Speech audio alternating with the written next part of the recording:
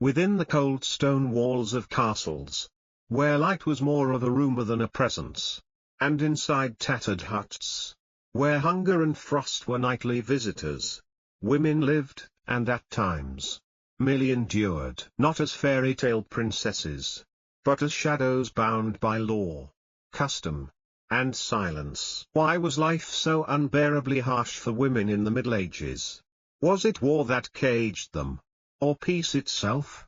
Was it faith, morality, or the quiet consent of history? Tonight, through the shrouded mist of centuries, Veil of Epochs lifts the veil, and together, we will confront a truth long buried, that women of the medieval world weren't just oppressed. They were forgotten. She was born into silence. Not the peaceful, meditative kind, but the kind that is imposed, inherited, and enforced, in the quiet villages and cold stone castles of the medieval world. A girl's cry at birth did not herald a future of promise. It whispered only a warning, another body to marry off, another mouth to feed, another soul to be shaped into obedience. In a world dominated by rigid hierarchies, of class, faith, and gender, the female body was seen as both a vessel and a threat. Her very existence was circumscribed by beliefs older than her mother, and reinforced every day by the church, the law, and the customs whispered from woman to woman, as if in reluctant acceptance of their chains.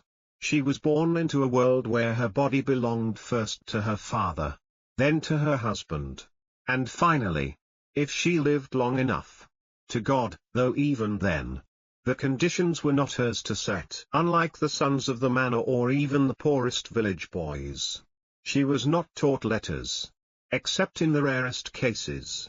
Education was a door locked tight, and she had not even been told it existed. Latin, the language of power, scripture, and law, was beyond her reach.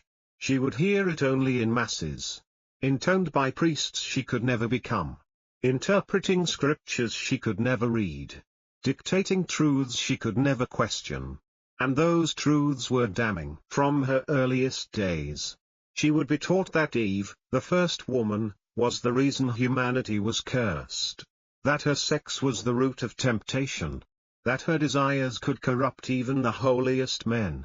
She would learn to cover her hair, her body, her voice, to keep her eyes low, to obey, not through kindness or merit, but because it was written, in divine law, in canon law, and in the murmurs of all the women who came before her. Even in her games as a child, the shape of her future was drawn. While boys played at swords and sermons, she practiced stitching, bowing, pouring wine. Her toys were miniature tools of her future submission, tiny looms, wooden dolls meant to be fed, dressed, married off. She learned early that to dream was dangerous.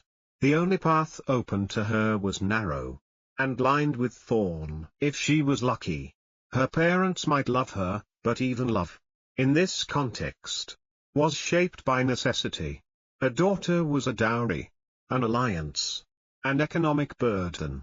She would be married not to someone she chose, but to someone her father deemed acceptable, often decades older, often cruel, often indifferent. Her virginity was her only currency, and once spent, she was expected to serve quietly, to bear children without complaint, and to disappear into the background of her husband's ambitions. And if she resisted, if she protested, refused, or dreamed beyond her station, she would not be burned at the stake, not yet. But the flames would flicker in other forms: isolation, shame, starvation, whispers, perhaps a convent. But even there, she would serve under the authority of men. Perhaps worse, to be labeled unruly, sinful, or even mad. Her body, too, betrayed her. Menstruation was treated with suspicion, a monthly reminder of her uncleanliness. Pregnancy was both an expectation and a risk. Death in childbirth was one of the most common ends for women of her time. No pain relief, no understanding of infection, no voice in decisions. She was a vessel. And if the vessel cracked, another would be found. Even her death belonged to others. Her grave, if she had one, might bear a husband's name. Her story, if told, would likely begin and end with whom she married and how many children she bore.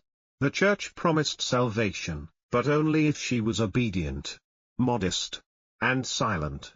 Her sins were many, her virtues few. And still, she lived. She laughed. Sometimes, she found comfort in other women. In shared struggle, she whispered jokes while washing clothes by the river. She sang to her babies, even as she feared she would not live to see them grown. She knew the names of herbs, the ways of healing, the secret meanings behind the Virgin's painted eyes. She carried pain, but she also carried stories, though no one would write them down. No chronicler recorded the dreams of peasant girls. No illuminated manuscript preserved the heartbreak of a woman married at 12 to a man of 40.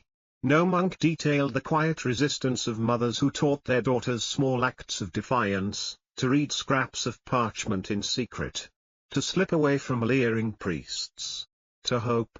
Hope itself was a rebellion. It's easy, now, to imagine that she simply accepted her fate, that the weight of centuries broke her down into submission. But this is not quite true. Acceptance is not the same as peace. And silence is not consent. The truth is more complicated, and more tragic. The system that confined her was not upheld by brute force alone. It was woven into every corner of society: theology, folklore, law, art, ritual. It was reinforced by other women, themselves broken by the same machinery. It was embedded in the very language she spoke, with no words for freedom, for ambition, for autonomy. Why did she not rise up? Some did, and were punished severely. Others bent beneath the weight not because they agreed, but because resistance without allies is a slow kind of death. Her suffering was normalized, moralized, canonized. She was told that to suffer was holy, that pain purified, that obedience was her highest virtue. The Virgin Mary, passive, suffering, silent, was the ideal woman. She was not meant to lead, to speak, to desire. She was meant to endure. And so she did. For centuries. From the convent to the cottage, from the castle to the market stall, medieval women navigated a world that was not built for them. Some found small spaces of power: midwives, wise women, nuns with some education, but even these were precarious. Always one misstep away from accusation, suspicion, or worse. She was born into silence.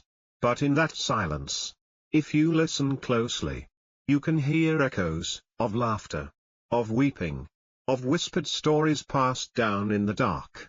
Her voice was never entirely extinguished, only ignored. And now, centuries later, we tell her story, not to romanticize her suffering, nor to pity her, but to understand how deeply injustice can root itself into the soil of a civilization.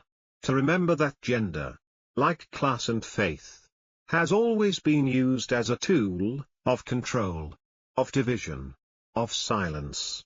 And to remind ourselves that the world she was born into did not vanish. It changed shape. Some of its rules faded, others endured, masked in new language, new laws, new customs. History is not distant. It breathes through us. She was told it was her fault before she even knew what sin meant. Long before her body bled. Long before she could even form the words to question. She was already burdened by the memory of a woman she never knew, Eve. Not just a biblical character, but the original source of failure, the reason for exile, the mother of sorrow. Every woman in the Middle Ages lived beneath her shadow. And the Church, which governed far more than the soul, made sure that shadow followed them from cradle to grave. In medieval Europe, religion was not just belief. It was structure. It was law. It was time itself, the calendar shaped by holy days, the rhythm of life set to bells that called you to mass, to confession, to penance. And at the center of this world stood the church, vast and unquestionable, with its cathedrals towering like mountains above the towns and fields. It defined morality, community, and punishment. And it defined womanhood. The doctrine was clear: women were spiritually weaker, prone to temptation, instruments through which the devil might work. These ideas were not whispered in back rooms. They were canonized, repeated from pulpits, etched into stained glass and carved into stone. Priests preached sermons explaining how Eve had disobeyed, how she had lured Adam, and how, because of that, all women carried within them a danger that must be controlled. The female body, they said, was beautiful, but deceptive, soft, but dangerous, necessary, but shameful. The very flesh of a woman was viewed as a temptation. Her voice, her hair, even her eyes, all were suspect. To hear a woman sing was to risk arousal, to see her ankles could inspire lust. The responsibility for male desire was placed upon her, always, and so she was trained to conceal herself, not only physically, with veils and cloaks, but behaviorally, to be quiet, to be small, to never challenge, because to speak out was to risk being seen as unchaste, and unchastity, in the eyes of the church, was often equated with sin. Virginity was exalted above all other virtues. The Virgin Mary was held up as the ultimate ideal, pure, obedient, silent, and miraculously untouched. A woman who bore a child without ever having sex. In contrast, all other women were compared unfavorably. The message was clear: the closer you were to Mary, the more you were worth. But there was no path to become her, only to fail by degrees. This obsession with virginity bled into every part of a woman's life. It determined her value in marriage. It influenced how neighbors viewed her. It even shaped her legal standing. A woman accused of a crime might be treated more harshly if her reputation was loose. If she were raped, and many were, the first question asked was whether she had enticed her attacker, whether she was dressed modestly, whether she had cried out loud enough to be heard. The Church's teachings shaped the law, and the law reflected theology. In many regions, a woman was considered half as valuable as a man in legal compensation. If a man was murdered, his family received one amount. If a woman was killed, her life was worth less, on paper and in practice. Her testimony in court was often considered less reliable. Her body could be inspected, judged, and punished with astonishing cruelty. Because the female form was not only tempting, it was subject to divine scrutiny. This scrutiny extended to childbirth. A paradox lived at the heart of medieval theology: the Church glorified motherhood, and yet blamed women for the pain of bearing children. According to Scripture, God cursed Eve with labor pains as punishment for her disobedience. So, every groan in childbirth was not just biology, it was moral penance. Women were not permitted anesthesia. In fact, to ease a woman's pain during labor was considered a sin. She was expected to suffer, and silently. Many women died in childbirth. They died in agony, alone or among midwives who could do little. And when they did survive, they were often weakened, drained, left to recover without rest because their labor, unpaid, unrecognized, never stopped. And yet, if she failed to bear children, she was whispered about, pitied, or cast out as barren. Either way, her worth hinged on her womb, a vessel for sin or salvation. Her cycle itself, menstruation, was seen as impure. Women were often excluded from church altars during their periods. Blood was sacred only when it belonged to Christ. A woman's blood, by contrast, was dirty. Her body was a contradiction, life-giving and shameful, necessary and feared. Religious texts written by male theologians further cemented this worldview. Thomas Aquinas, one of the most influential thinkers of the era, wrote that woman was defective and misbegotten. Others echoed the belief that she was a failed version of man, created from his rib. Not in equal image, but as an afterthought, a helper, a subordinate, an echo of the original. And with that philosophical framework, the church wove a social order that placed women beneath men in every sacred and secular role. They could not become priests. They could not preach. They could not own religious property without permission. Even within nunneries, women lived under rules written by men. They could pray, but not speak on behalf of God. They could serve, but never lead. And yet, paradoxically, women were also blamed for witchcraft, for consorting with demons, for unnatural knowledge, for healing herbs and moonlight gatherings. The same woman who was seen as spiritually weak was also feared as spiritually dangerous. The line between saint and sinner was razor thin, and women walked it alone. It wasn't just the church hierarchy. These ideas permeated folk tales, songs, and daily language. A clever woman was often labeled a schemer, a sexual woman, a whore, a powerful woman, unnatural. The Madonna whore complex was born not in psychology textbooks, but in the pews and pulpits of medieval churches. There was no room for nuance, no room for full humanity. Only two choices, purity or damnation. Even the architecture told the story. Churches depicted Eve on one side of the entrance, reaching for the apple, eyes wide, Adam at her side. On the other, often, was Mary, downcast eyes, hands folded, embodying submission. These visual codes were not decoration. They were instruction. Every villager, even the illiterate, learned the script. Confession became a powerful tool for reinforcing shame. Women were taught to confess thoughts, not just actions, that betray desire, ambition, or anger. A woman who fantasized about someone other than her husband was told she sinned. A woman who questioned her own pride, another sin. Penitence was not just spiritual healing. It was surveillance, control, discipline of the mind as well as the body. This theology of guilt filtered into relationships. Husbands were told they were head of the household by divine right. Wives were instructed to submit, to obey, to please, not out of love, but out of religious duty. The marital bed, too, was shaped by doctrine. A woman was expected to submit, even when unwilling. Her consent was not required. A man who forced his wife was not guilty of rape, for she was his property. His right was God-given. And if she resisted this system, if she turned away from the church, from marriage, from motherhood, she was cast out. Sometimes figuratively, through gossip, exclusion, humiliation. Sometimes literally, forced into beggary, prison, or worse. A woman with no husband, no father, no male protector was a danger to society, not because she threatened violence, but because she embodied disobedience.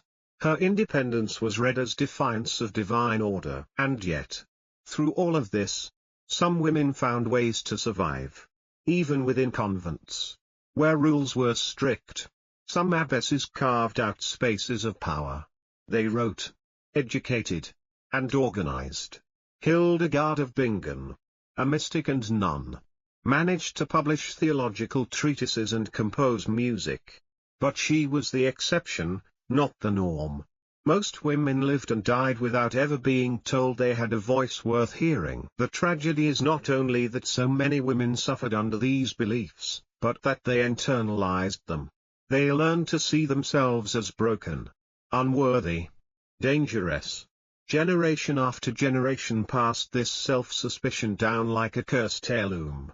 Mothers raised daughters to fear their own bodies, to police their own thoughts, to submit, not because it was safe, but because they were told it was sacred. And so the church did not need chains. It had shame. It did not need armies. It had sermons. It did not need to burn every heretic, though it did burn many, because it taught women to burn themselves from the inside out. To carry the guilt of a myth they never created. To believe that suffering was holy and silence was virtue. But silence does not erase pain. It only delays the reckoning. And now, centuries later, we must listen, not only to the words that were written by monks and priests and kings, but to the silences that surrounded them. The absences in the records. The names never recorded. The voices never heard. Because the story of women in the Middle Ages is not just one of oppression, it is one of survival against doctrine. It is the story of millions who carried within them a divine spark. Crushed under centuries of theology that claimed to speak for God, but too often only served men. She could not read the Bible that condemned her. She could not write the letters that defined her fate. The words that shaped her world, the sermons, the laws, the medical manuals, the marriage contracts, were written by hands she would never see, in a language she was not taught. To be born a woman in the Middle Ages was to be born into a silence so profound that it seeped into every corner of life. It wasn't only that her voice wasn't heard, it was that she was never given the tools to speak at all. The Middle Ages were not entirely devoid of education. Monasteries were centers of learning, preserving classical knowledge, training priests and scribes. Universities emerged in cities like Bologna, Oxford, Paris. Manuscripts were copied by candlelight. Libraries amassed scrolls and tomes. But all of this, every ink-stained page, every philosophical debate, every sermon annotated and argued, existed in a world that largely excluded women. Not by accident. By design. Girls were rarely taught to read. Even in noble households. A nobleman's daughter might be trained in embroidery, courtly manners, perhaps some music. But literacy? That was a luxury reserved for boys. In peasant families, where survival demanded constant labor, there was little time or use for letters. A girl's knowledge came through observation and imitation, watching her mother cook, fetch water, weave cloth, give birth, endure. This was learning of a different kind, embodied, practical, brutal. And though it kept families alive, it did not confer power. Power came through access to knowledge. To read was to understand contracts. To write was to communicate beyond the village. To learn Latin, the language of law, medicine, theology, was to enter the realm of the elite. And women, by and large, were barred from that entry. Even those who entered convents, the only real alternative to marriage, often found the gates of knowledge tightly shut. Yes, some nuns were literate, especially in later centuries. Some copied manuscripts, studied scripture, even composed music or mystical texts. But these were exceptions. Most convents focused on discipline and devotion, not education. A woman might memorize prayers without understanding their grammar. She might recite psalms without grasping their meaning. Faith was demanded. Comprehension was optional. The church, in fact, often feared what women might do with too much knowledge. Learned women were suspicious. Eve, after all, had reached for forbidden wisdom. To educate a woman was, in some eyes, to tempt fate. And so, ignorance became piety. Submission became virtue. To be unlettered was to be pure. This belief was not merely spiritual. It was political. A literate woman could question. She could record abuses. She could read laws and challenge injustice. She could think, and thinking, in a system built on obedience, was dangerous. When women did gain access to education, it was often limited and tightly controlled. In noble courts, some girls learned to read French or Latin as part of courtly refinement, especially during the 12th and 13th centuries when the ideals of courtly love flourished. But even here, their learning was ornamental: to write a poem, to read a romance, to appear cultured, not to argue theology, not to govern, not to publish. A few women defied these boundaries. Christine de Pizan, writing in the 15th century, dared to defend women against the male-dominated literature of her time. Her book of The City of Ladies was a radical reimagining of history, a catalogue of female virtue that challenged misogynistic assumptions. But for every Christine, there were thousands whose words were never written, whose minds were never fed. And even Christine had to fight. Her work was criticized. Her motives questioned. A woman who wrote was always suspect, either too masculine or too immoral. Either way, unnatural. The pen, like the sword, was considered a man's tool. The suppression of female education was not accidental neglect.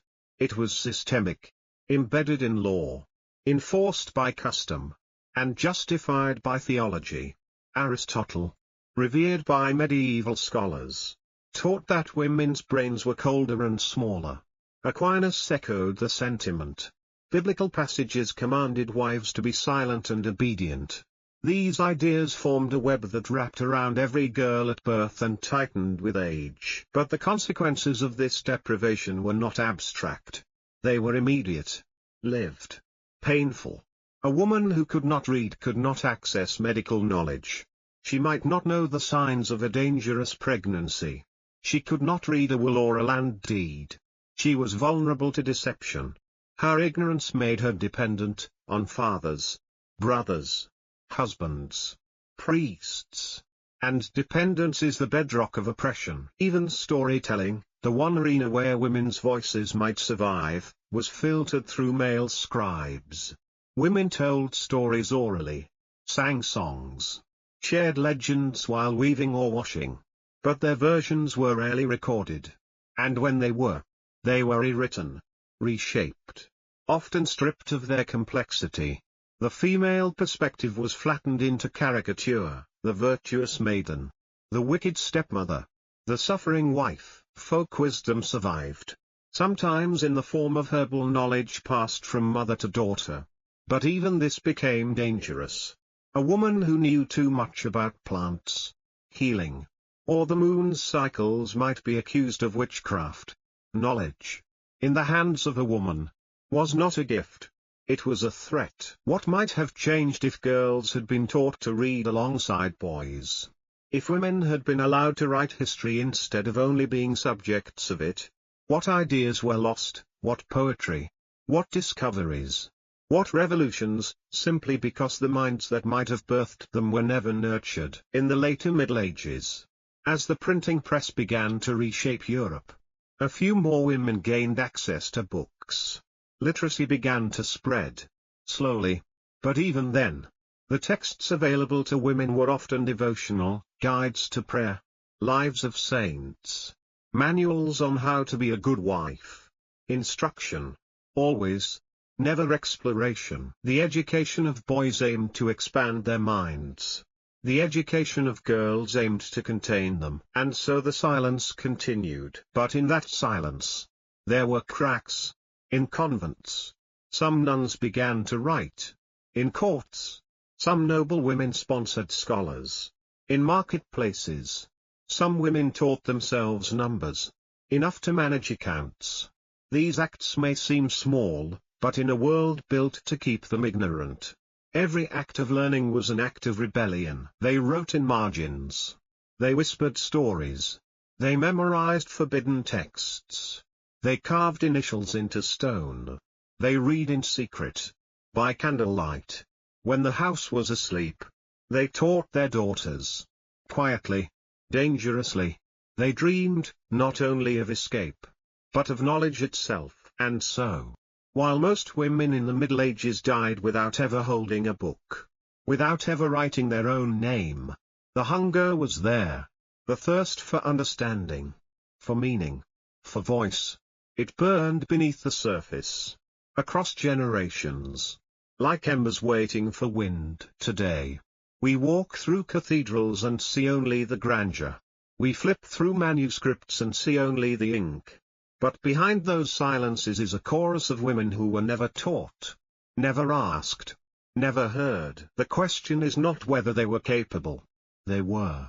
The question is, What was the world so afraid they might do with knowledge? And perhaps that is the greatest tragedy, that in denying women education, the Middle Ages did not only fail them, it failed itself, because a world that fears the mind of half its people cannot call itself civilized. It can only call itself afraid. She stood at the church door, dressed in a gown chosen by others, her fingers wrapped in trembling compliance around a bouquet she hadn't asked for. The man beside her was not a stranger, but he might as well have been. Their union was not one of romance or partnership. It was a transaction, a contract inked in the hands of fathers, sealed by priests, and enforced by law. The woman, or more accurately, the girl, had no say in the matter. Marriage, in the Middle Ages, was not a celebration of love. It was the cornerstone of control. The idea of romantic marriage, with mutual consent and tender affection, is a modern invention. In medieval Europe, marriage was an economic and political arrangement. It was about property, alliances, and heirs. It was a tool used by families, especially noble ones, to consolidate land, secure peace, and increase status. And at the heart of this system stood the woman, traded like a valuable possession but treated like a silent shadow. From the moment a girl was born, her future was mapped with chilling clarity. If her family had land or a name, she would be married off to increase the family's prestige, often before she turned 15. If her family was poor, she might be married for survival, as soon as her body could bear children. In both cases, her consent was a technicality. Canon law in the church required mutual consent for a valid marriage.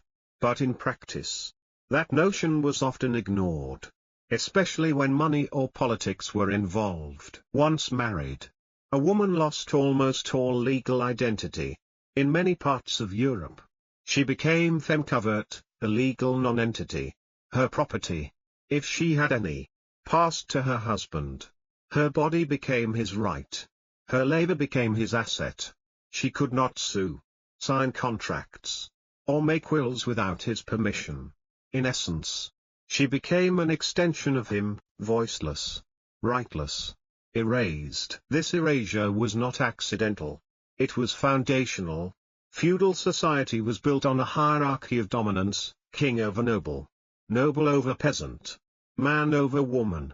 And marriage was the institution that cemented this structure at every level. A man ruled his wife as he ruled his land. Her obedience was expected, spiritually, legally, socially. The church did not merely tolerate this system, it sanctified it. Theologians spoke of marriage as a remedy for sin, a way to contain female sexuality, which was viewed as dangerous, insatiable, and corrupting. Eve's transgression in the garden cast a long shadow. Woman was the temptress. Marriage was the leash. St. Paul's letters were endlessly quoted, "Wives, submit yourselves unto your husbands." And submit they did, often under pain of violence. A husband had the legal right to discipline his wife, while outright murder or mutilation was technically punishable. Moderate physical chastisement was widely accepted, even encouraged in some circles. A woman who disobeyed her husband, who talked back, or failed in her wifely duties could expect to be corrected with force. And since the law placed her under her husband's guardianship, she had little recourse. Her suffering was invisible, domestic, normalized. But perhaps the most harrowing aspect of medieval marriage was the denial of female autonomy over reproduction. A woman was expected to bear children, preferably sons, and many of them. Childbirth was not only her duty but her destiny. Yet it was also her greatest risk. Without modern medicine, midwifery was dangerous, unpredictable. Countless women died in childbirth or suffered lifelong injuries. There were no hospitals. There was no anesthesia. There was only prayer, blood, and silence. Still, women continued to marry, because they had no alternative. The convent offered a narrow escape for the few, a life of celibacy in the service of God, but it required a dowry. And it meant permanent exile from family and society. For most, marriage was not a choice. It was the only path available. Narrow and brutal. Even widows, often imagined as independent women with some freedom, found their lives tightly controlled. A wealthy widow might briefly gain control of her late husband's estate, but only until her male heirs came of age. Many were pressured or forced to remarry, especially if their family needed to maintain political alliances or secure land. Others were placed under the guardianship of male relatives. Their autonomy swiftly curtailed. In peasant life, things were slightly more fluid. With fewer assets to manage, peasant women sometimes had more say in choosing partners. A marriage might begin with a courtship, a shared dance at a festival, a whispered promise by the mill. But even here, once married, a woman's life was consumed by labor, fetching water, tending gardens, grinding grain, raising children. She worked from sunrise to exhaustion. And if she faltered, her failure was not just personal, it was moral. A bad wife was a threat to the entire household, and society was quick to remind her. Cultural expectations reinforced this oppression. Literature painted women as either saints or sinners, the pious virgin or the treacherous seductress. There was no in-between. Popular songs, morality plays, and religious sermons all repeated the same message: a woman's worth lay in her chastity, her obedience, her fertility. Any deviation invited scorn, shame, or worse. One of the cruelest ironies was how deeply women internalized these messages. Girls were raised to believe that marriage was their goal, their purpose, their salvation. Mothers taught daughters to be quiet, compliant, industrious. They passed down the skills of running a household, of enduring pain in silence, of pleasing a man. They handed down survival, but also submission. And in doing so, they helped perpetuate the very system that oppressed them. Not all women conformed. Of course, some rebelled, fled, or resisted. There are records of women disguising themselves as men to avoid marriage, or of nuns escaping convents to live freely. Some used wit, cunning, and even poison to escape brutal husbands. But these stories were rare, often punished, and always cloaked in scandal. The system was designed to crush resistance, not to accommodate it. And yet, change was slow to come. The laws that allowed men to control their wives' property persisted for centuries. The Church continued to preach female obedience.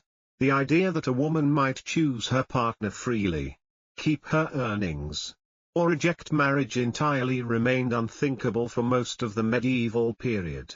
Feminism, as a concept, did not exist. The fight for female autonomy had not yet begun. And so, the church doors remained busy. Every year, thousands of girls were led down the aisle, some weeping, some numb, many unaware of what awaited them. The ceremony was grand. The gown was white. The words were holy. But beneath the vows lay something darker, a quiet surrender, a sanctioned erasure, a life resigned to servitude. Even now, when we examine marriage customs, we must ask, how much of the medieval world lingers in our own? How many traditions, the father giving away the bride, the vow to obey, the white dress, carry echoes of an era when marriage meant possession, not partnership? The answer may unsettle, but it is necessary. Because to understand why life was unbearable for women in the Middle Ages, we must understand that it was not only individual men who held them down. It was a system. A network of laws, customs, beliefs, and institutions, all carefully crafted to ensure that marriage was not a refuge, but a cage. And until that cage was broken, no woman, however strong, clever, or holy, could truly be free. She was the Virgin Mary. She was Eve. She was a temptress. She was a martyr, a healer, a whore, a mother, a witch. She was all of them, and none of them. For women in the Middle Ages, Identity was not chosen, it was imposed. Crafted not from flesh and experience, but from stories, scriptures, and symbols that men wrote and recited. In a world where the written word was sacred, and the sacred was male, women were often trapped not only by laws and customs, but by narratives that painted them as icons of virtue or harbingers of doom. To live as a woman in medieval Europe was to walk constantly between extremes. You were either saint or sinner, Madonna or Magdalene, cherished or cursed. There was no space for complexity. And the weight of these images, repeated in churches, songs, tapestries, manuscripts, shaped how women were seen, treated, and even how they saw themselves. At the heart of medieval femininity stood the Virgin Mary. Gentle, pure, silent. She was the highest ideal, the unreachable standard. Mary was motherhood without sexuality, obedience without question, perfection without pride. She was the cosmic counterbalance to Eve, who had damned mankind with her hunger for knowledge. Where Eve was desire, Mary was restraint. Where Eve brought death, Mary carried life. This duality, of the good woman and the fallen one, became the axis around which all female identity spun. But let us not be deceived by the beauty of Mary's image. Though she was venerated, even deified in popular devotion, her portrayal was a weapon as much as a comfort. By placing the Virgin at the pinnacle of virtue, the Church set an impossible standard for real women to emulate. No earthly woman could match her purity, her humility, her divine grace. And so, in failing to be Mary, women were pushed toward Eve, accused of lust, pride, sin. It was a lose-lose dichotomy. Perfection was unattainable, and anything less was suspect. The effects of this were not confined to theology.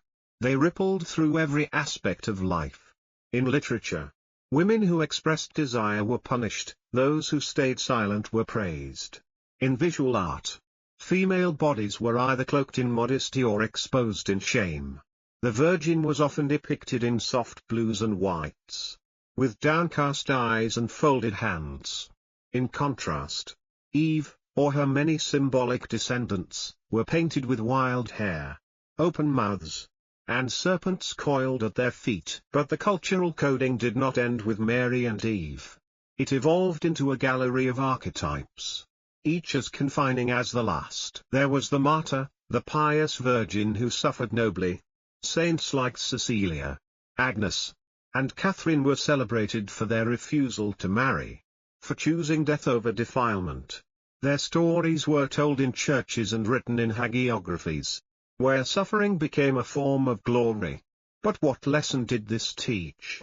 That a woman's virtue was proven through pain. That to be holy, she had to suffer. And that her best contribution to the world might be her silence and her blood. Then came the wife and mother, a more earthly figure, but still bound by virtue. She was loyal, industrious, endlessly patient. She birthed children, tended fires, endured beatings. Her worth was measured by her sacrifice. She was praised when invisible, respected when obedient. Her body belonged to others, her husband, her children, her church. Her desires were irrelevant, her mind, unneeded. She was the backbone of the household, yet without a name in history. And then, inevitably, came her opposite, the temptress, often drawn from Eve's shadow. She was the woman who seduced, lied, and brought ruin. She was Delilah, Salome, the siren in medieval romances, the witch in the woods. She was blamed for adultery, for temptation, for the fall of good men. Her beauty was seen as a threat, her independence as rebellion. She was the cautionary tale, the warning whispered to sons and scorned by priests. The ultimate evolution of this figure was the witch, perhaps the most tragic and terrifying distortion of female identity in the Middle Ages.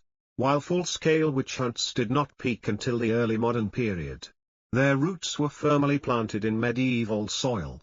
The image of the old crone, the potion brewer, the midwife who knew too much, all emerged from centuries of suspicion and fear. The rise of scholastic theology in the later Middle Ages brought with it new obsessions, heresy, purity, and the control of bodies, especially female bodies.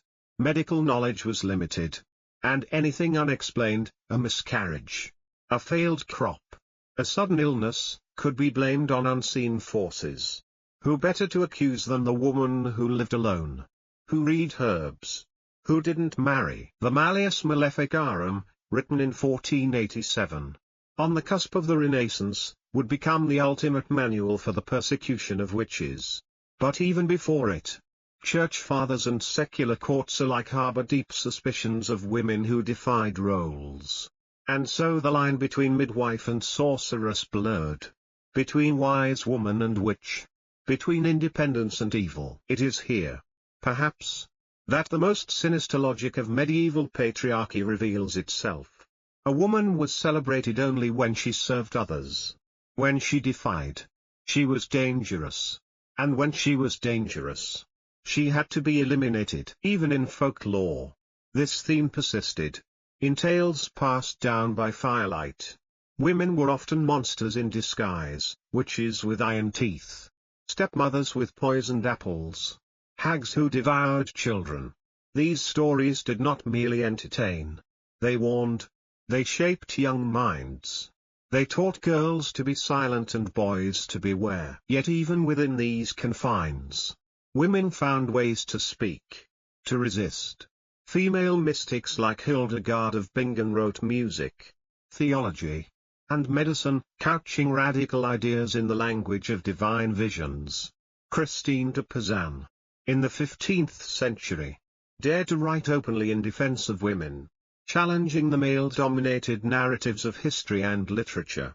In convents, some nuns composed poetry, painted illuminated manuscripts, and even critiqued church corruption, though always carefully, always within acceptable bounds. But these voices were rare, and often forgotten. The majority of medieval women did not write.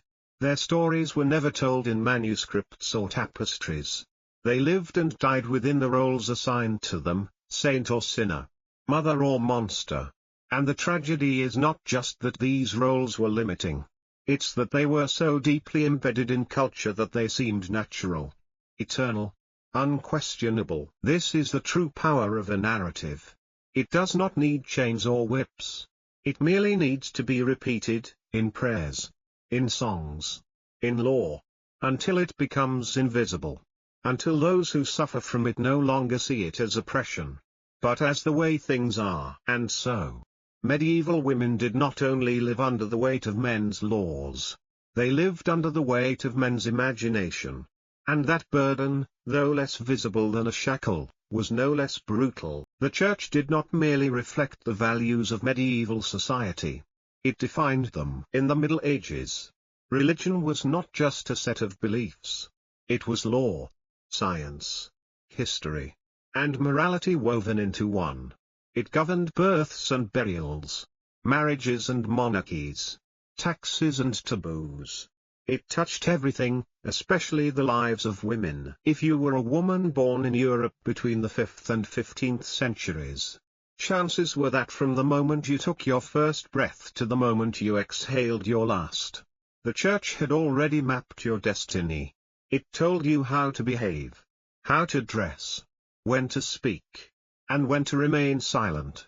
And behind all of these instructions was a theology, a system of beliefs constructed by men, for men, in which women were always a footnote, a warning, or a tool. Let us begin at the root, the Bible. Specifically, the book of Genesis. The story of Eve, her curiosity, her sin, and her punishment, was the cornerstone of how medieval Christians understood womanhood. Eve ate the forbidden fruit, and for that, she and all her daughters were cursed. To the woman he said, I will greatly multiply your sorrow and your conception, in sorrow you shall bring forth children, and your desire shall be to your husband, and he shall rule over you. Genesis 3:16. One verse, a single divine sentence, used for centuries to justify domination, pain, and submission. Church fathers like Tertullian, Jerome, and Augustine took this passage and built doctrines around it. Tertullian wrote that women were the devil's gateway, the reason for man's downfall. Jerome claimed that even after baptism, a woman remained dangerous because of her sex. Augustine, more measured but no less impactful, argued that women were subordinate by nature, designed for companionship and reproduction, but incapable of spiritual leadership. These were not isolated opinions. They became doctrine, taught in monasteries, repeated in sermons, embedded in canon law. And while Jesus himself had shown radical kindness toward women in the Gospels, his words were often drowned out by the thunder of Paul's epistles. Let the woman learn in silence with all subjection. Paul wrote, I suffer not a woman to teach, nor to usurp authority over the man, but to be in silence. 1 Timothy 2:11-12. That silence echoed for 1,000 years. Women could not preach. They could not become priests. They could not read scripture publicly. In many places, they were discouraged from even owning or interpreting sacred texts. Theology was for men.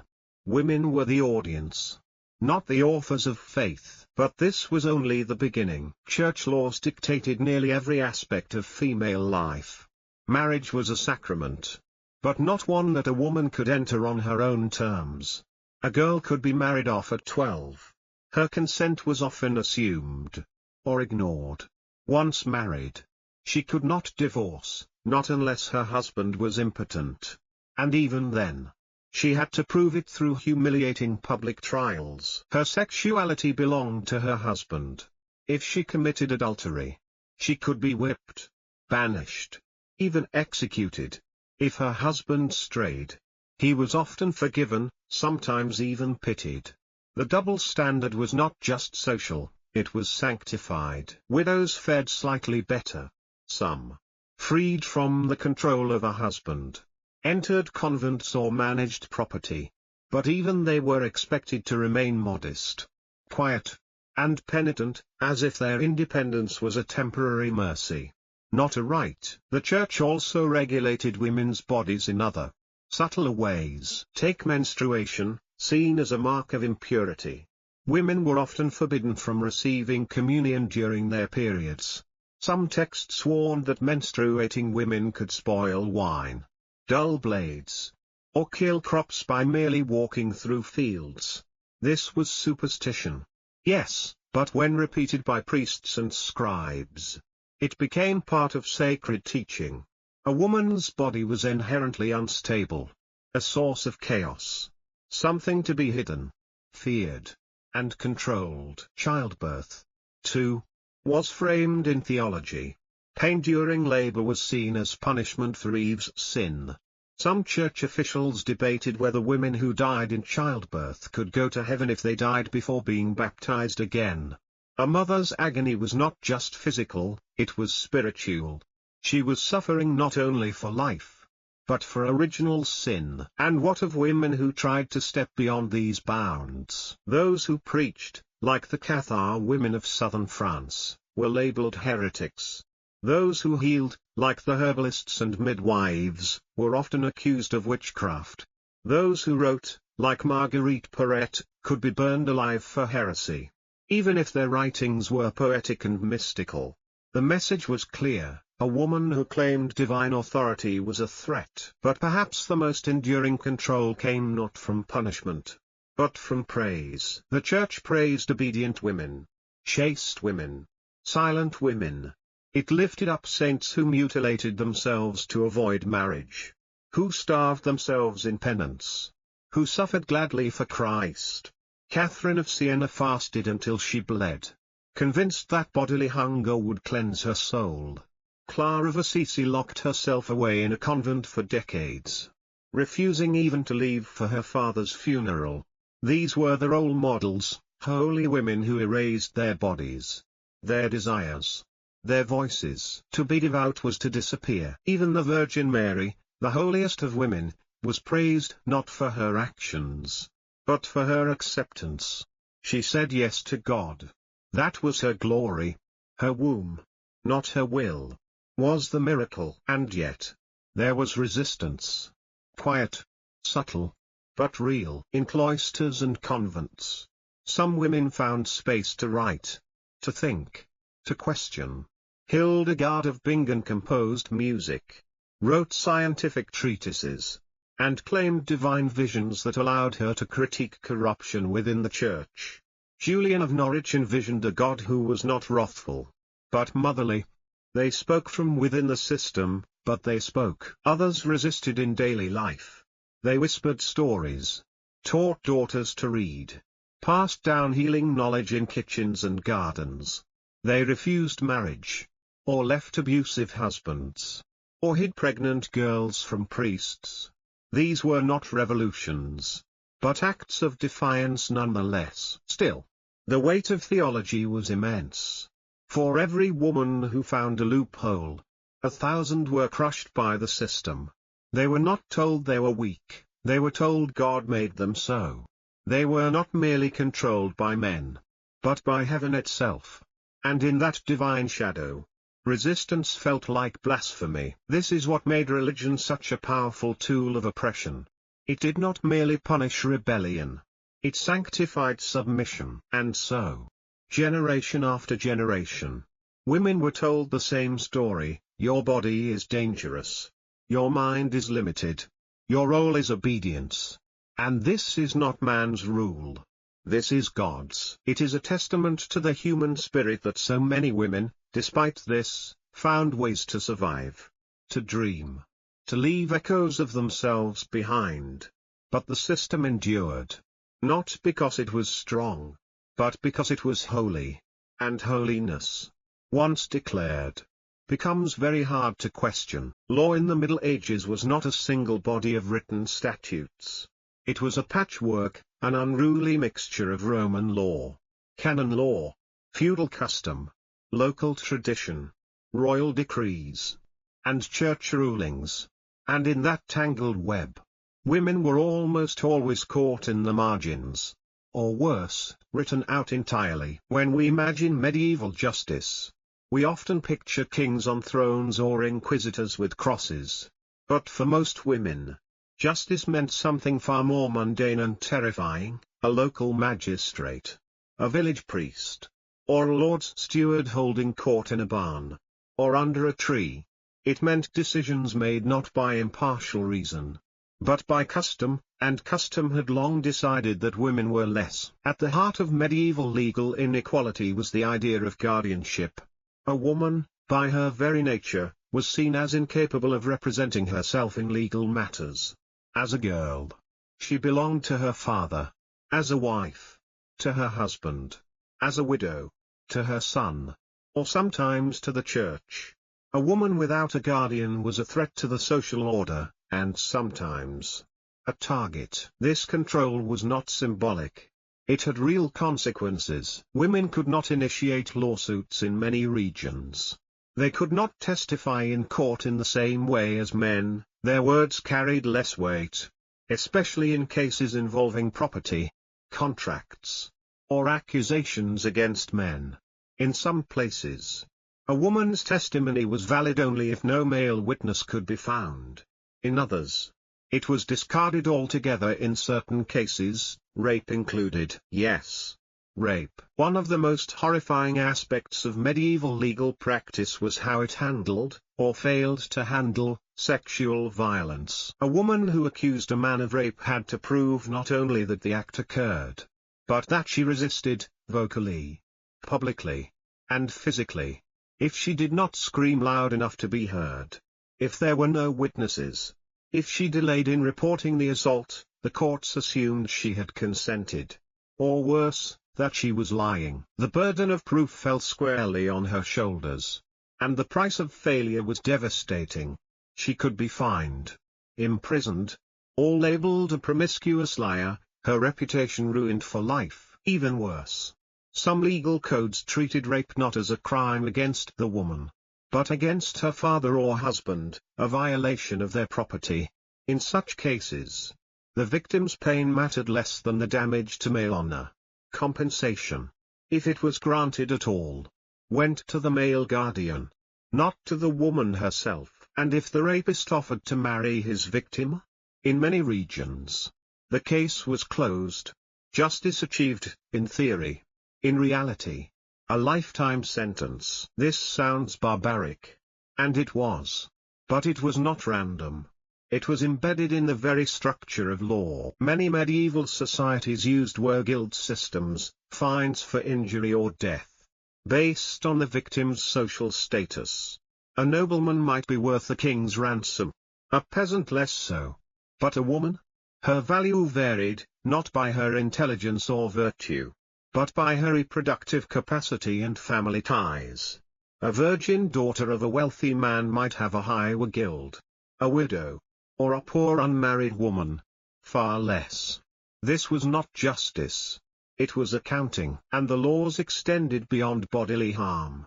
They ruled over marriage, inheritance, and land, the foundations of power. In most of medieval Europe, women could not inherit property on equal terms with men.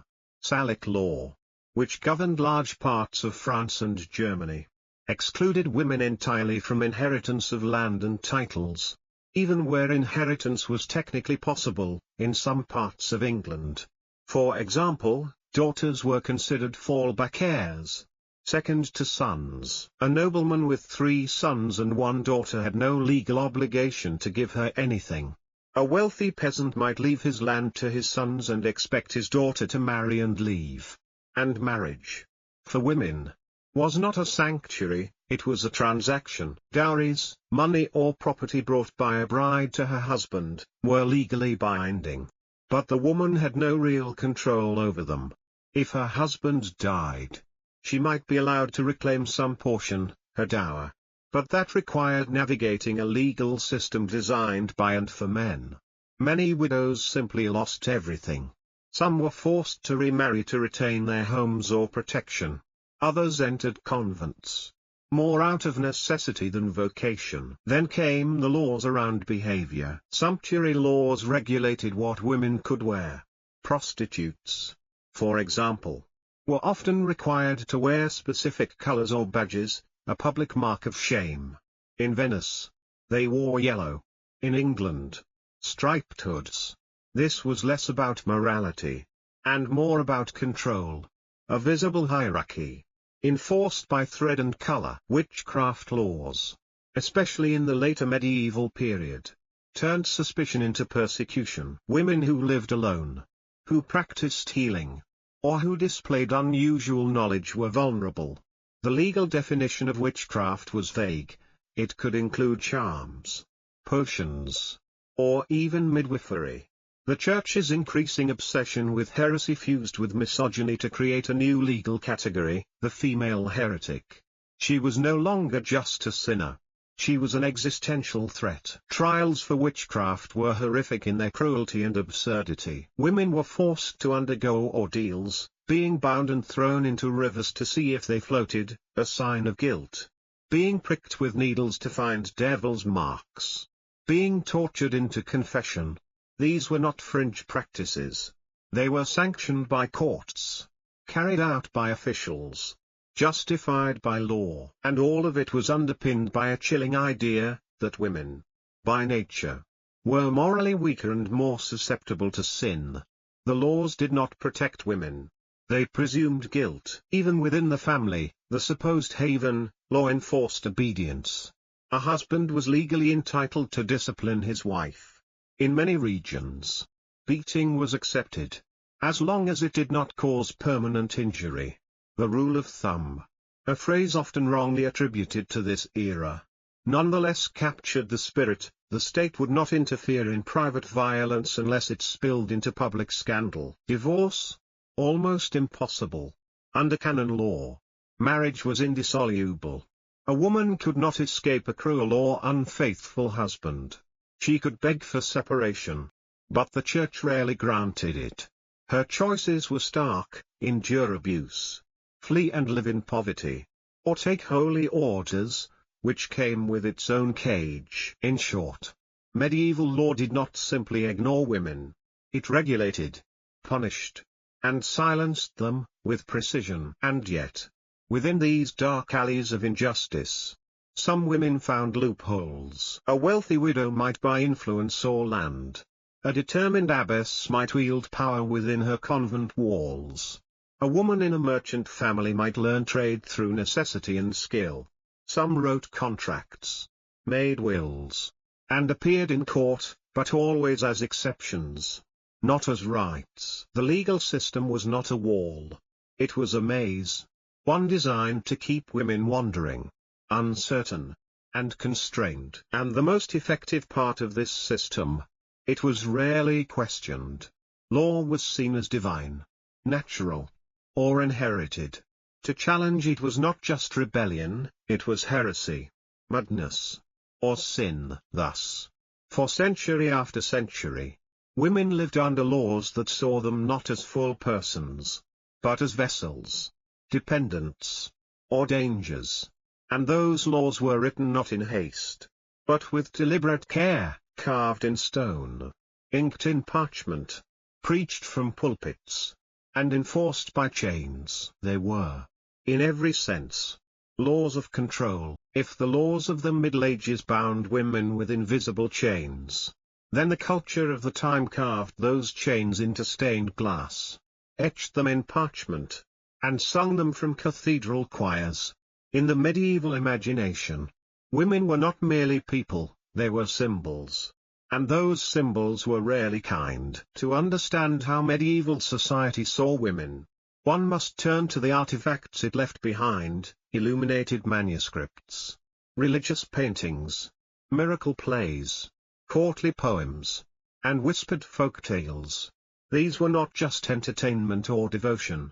They were instructions, guides to what a woman could be, what she should fear, and what she could never become. The most dominant image was, of course, the Virgin Mary. She hovered over the medieval world like a sacred moon, untouchable, perfect, and utterly unachievable. Mary was pure, obedient, silent, and divine. She was the ideal woman, because she was not truly human. Her virginity was her power. Her motherhood was miraculous. She existed outside the rules of earthly biology, conceived without sin, mothered without lust, and exalted without rebellion. And thus, every ordinary woman was judged by the impossible standard of a celestial queen. Could she be as chaste, as pious, as patient? The answer was always no, because the second image, equally dominant, was Eve, the first woman, the original sinner, the mother of death.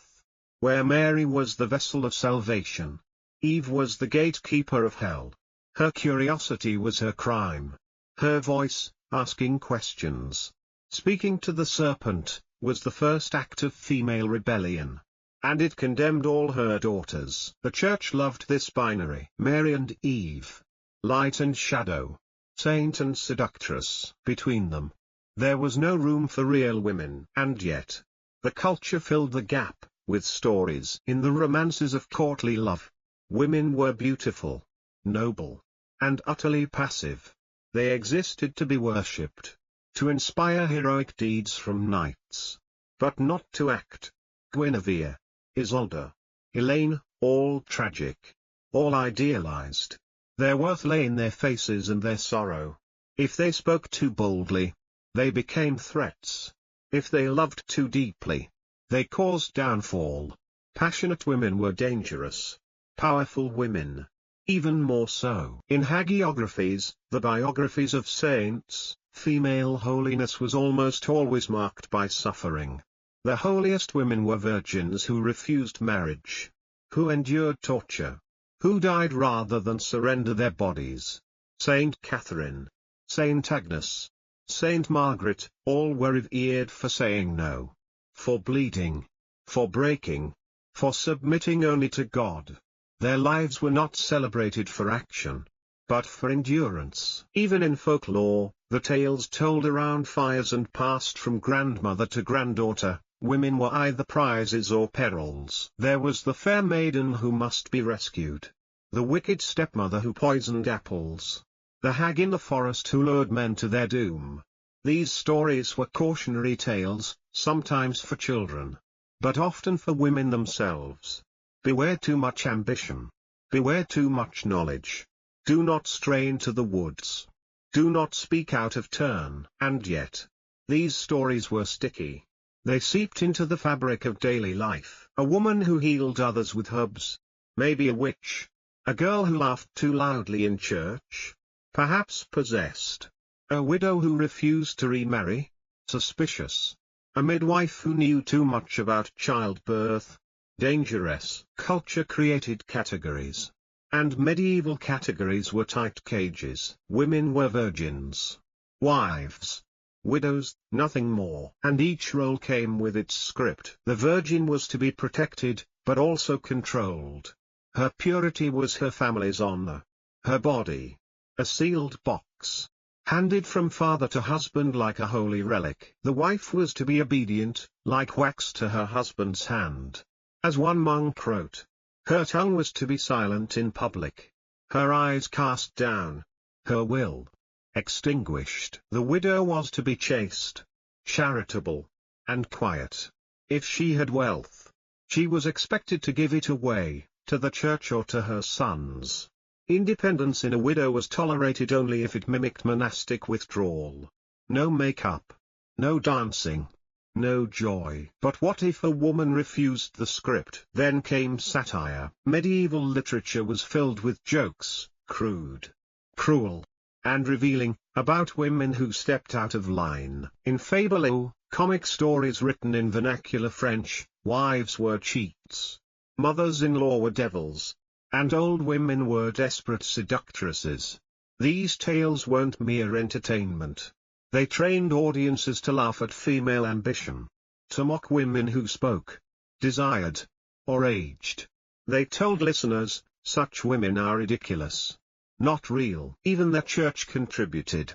Sermons often quoted the wisdom of Sirach, a text that warned, "From a woman sin had its beginning, and because of her we all die." The message was clear. A good woman must constantly resist her nature. And a bad woman? She needed no push to fall. This suspicion extended to education. The rare few women who were literate, usually nuns or noble women, were often discouraged from reading anything but devotional texts. Some church fathers even questioned whether women should read at all. Knowledge might inflame their passions. Better, they argued, to keep the mind as untouched as the body. Yet despite all this, women wrote. In the margins of manuscripts, we find prayers scribbled in feminine hands. In convents, some nuns copied texts, illustrated gospels, composed music. A few, like Hildegard of Bingen or Christine de Pizan, broke through entirely, writing theology and philosophy, offering visions of female wisdom. But these were rare, and often met with suspicion. Christine de Pizan, in her book of the City of Ladies, asked a simple, radical question: why have so many men written such terrible things about women? Her answer was bold, not because they are right, but because they can. She built an imaginary city, peopled by heroines from history and legend, where women were not reduced to caricatures. In doing so, she broke the spell of culture. She showed that the mirror could crack. But for most women, the mirror held. They saw themselves reflected not in flesh and blood, but in icons, warnings, and jokes. They were not people, but roles. Not thinkers, but temptresses. Not actors, but acted upon. And culture reinforced this daily. Through hymns sung by children, through plays performed at feasts, through images painted on church walls, where Mary looked down in pity and Eve curled with a snake, through tales of chivalry where women waited, wept, or died, but rarely spoke. This was not coincidence. It was a system that taught everyone, men, women, children, who had value, and who must be tamed. And like all systems, it worked best when it was invisible. When women believed they were Mary or Eve, when men believed women needed protection, correction, or punishment. When culture sang the same refrain for centuries, you are not whole. You are not safe. You must be guided. Thus, art became law. Story became scripture. And culture, like a gentle hand, turned the iron cage of law into silk curtains, beautiful, soft, and just as impenetrable. When we speak of medieval women, we often speak in whispers.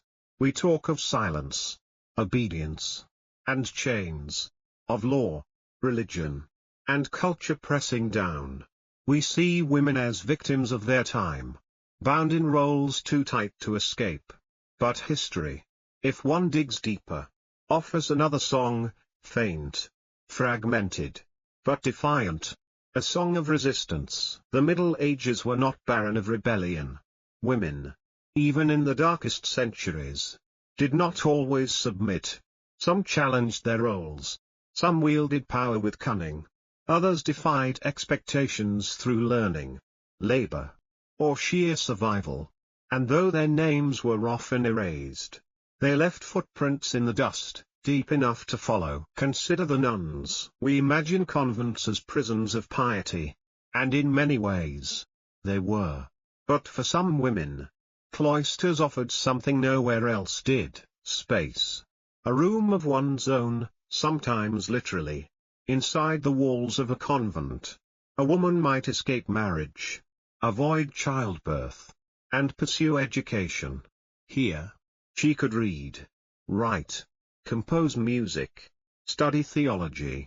Not freely, not always safely, but with more autonomy than in the home. Figures like Hildegard of Bingen exploded the idea that medieval women were intellectually idle. A Benedictine abbess, mystic, composer, physician, and philosopher, she corresponded with emperors and popes. She had visions, yes, but also opinions. She wrote on natural science and the female body. She preached publicly. In the 12th century, that was no small act. She was not alone. Across Europe, other female religious figures carved out similar paths. Julian of Norwich penned one of the first books in English written by a woman. Kreutzwieter of Gandersheim, a canoness in Saxony, wrote plays to rival the ancient Roman dramatists, but filled with Christian heroines. These women reclaimed the tools of culture. They told different stories. But not all acts of resistance came from abbeys. In the cities, a new kind of woman emerged, the working woman. As commerce grew, some women found footholds in urban life. They became midwives, weavers, apothecaries. Widows took over their husbands' businesses. In Paris, records show that over 400 women worked independently in trades by the 13th century. In London, women brewed ale, ran inns, traded cloth. They joined guilds, or, when barred, formed their own informal networks. These women were not revolutionaries. They didn't call for rights. But they negotiated space in a world not built for them. They understood how to navigate rules, bend them, survive.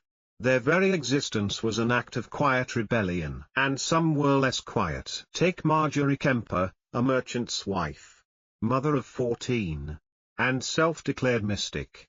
She defied her husband's demands for sex, traveled across Europe on pilgrimage, and dictated the first English-language autobiography. She wept in public, spoke with saints, and scandalized clergy. Most believed she was mad. But madness, sometimes, was a shield for genius. Or Joan of Arc, a peasant girl who heard voices, cut her hair, donned armor, and led armies. The church burned her at 17, for heresy, for cross-dressing, for defying every role a girl was meant to play. And yet, even the flames could not consume her legend. She became a symbol, first of fear, then of faith, eventually, of feminism. But not all rebels became saints. Many women who challenged power met quieter ends. The 14th century saw a rise in witch persecutions. Women, especially older, unmarried, or poor, were accused of magic, tortured, executed, sometimes for healing, sometimes for cursing, often for nothing. This fear was not just spiritual. It was political. In a world where female power had no recognized outlet, even a whisper of influence became a threat. The story of Trotula of Salerno is telling. A 12th century physician and author of medical texts on women's health.